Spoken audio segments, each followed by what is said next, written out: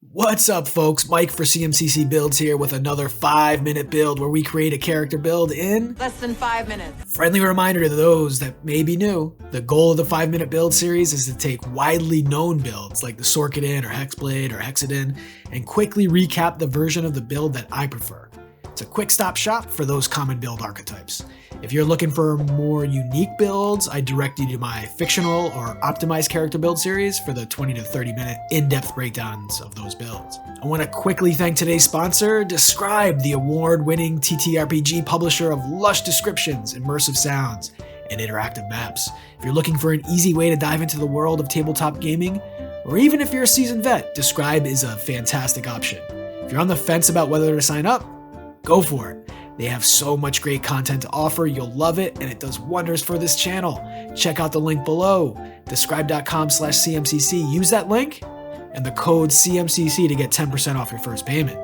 A quick primer on how the Iron Wizard works. Most but not all have 3 main requirements: Abjuration Wizard for Arcane Ward in as many levels as possible, a way to charge that ward through easily castable Abjuration spells like Mage Armor, and Armor of Agathis.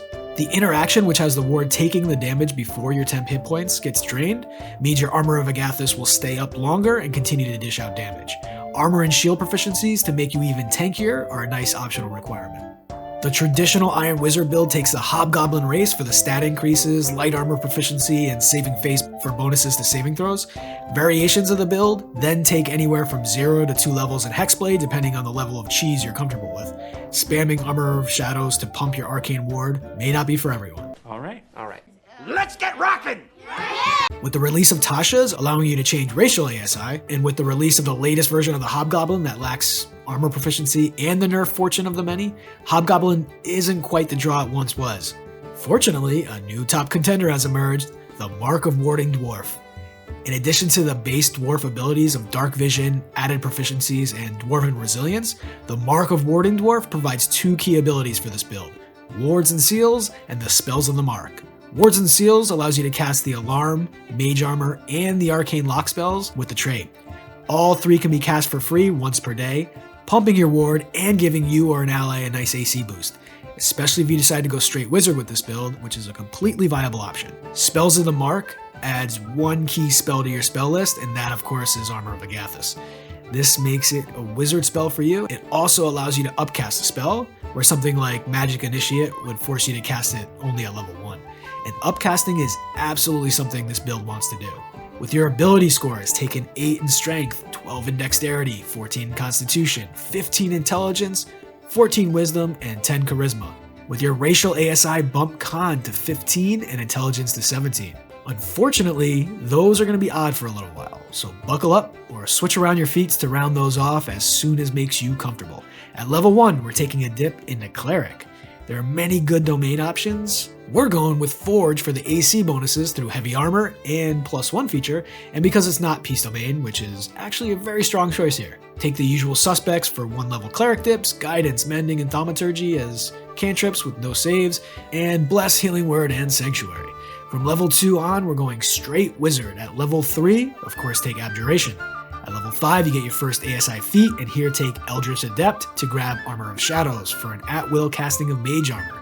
That means you can pump your ward to full outside of combat anytime. Even if you're wearing armor, the spell will just fade as it has no target, but the casting will still count towards your ward. If that cheddar is a little too stinky for you, or your DM, skip it and proceed down the list of feats.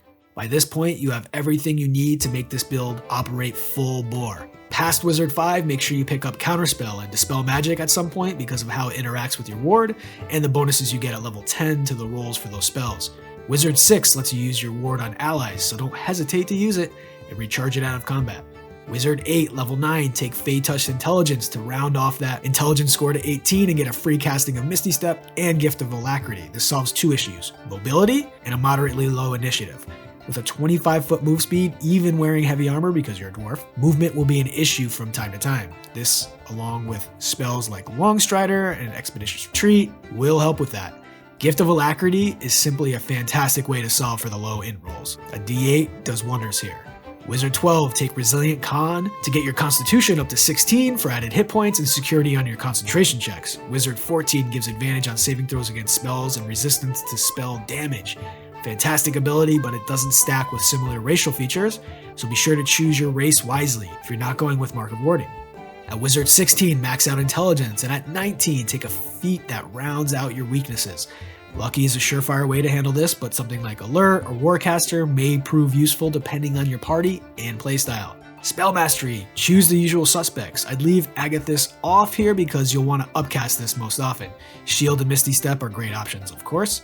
For the remainder of your spell picks, you're a wizard and will play as a standard wizard. All the variety and options at your disposal should be used, from shield to web to wall of force, etc. With the contingency, you may want to double up on Armor of Agathis to have it cast whenever it runs out.